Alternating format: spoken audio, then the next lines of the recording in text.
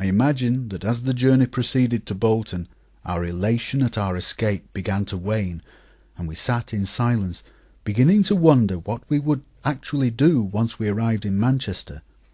However, I remember that as I looked upwards at the curved seams of the cream-coloured ceiling and the little light bulbs like bright studs between the seams, the rhythm of the train wheels on the rail joint seemed to be saying, "Chris will be cured, Chris will be cured, Chris will be cured." What struck me most about the approach to Bolton was the number of bridges that the train passed under. The train comes past the gasworks, and then there is a series of several bridges before it comes out over a junction, Bolton West. Then it passes under the bridge carrying Trinity Street and immediately arrives at the station. We alighted from the train, mounted the steps up to the level of the street, and emerged from the gloomily gas-lit station building. As one comes out of the station building and turns left, just ahead is Crook Street, with a factory on the corner, and a little triangular island in the road where in 1965 there was a bus stand from where we eventually caught the bus, either a number 12 or a number 8, to Manchester. When we came out of the station, we probably did first turn left into Trinity Street, making our way past the bus stop and on down Newport Street, for at some point during our visit to Bolton we found ourselves walking past the town hall and fountains which are in that direction.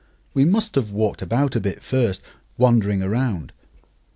While in Bolton, we decided that we'd better write home to our parents to reassure them that we were not just on some escapade. But we didn't have any paper, so we went round knocking on doors, asking people for paper. Where exactly we went to do this is not remembered, but I have a mental picture of terraced houses with short front gardens as I think about this.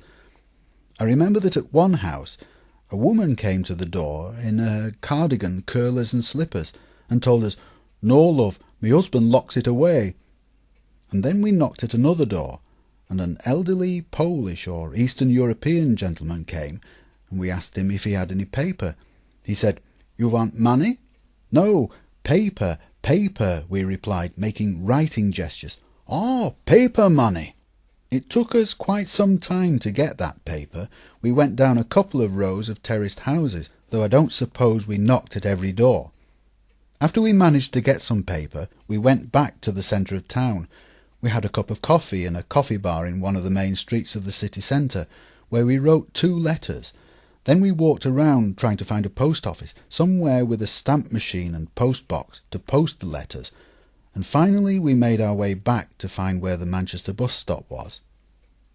It was on this visit to Bolton that we called it Trev Town, for a 4th friend of ours, Trevor, we knew, came from there.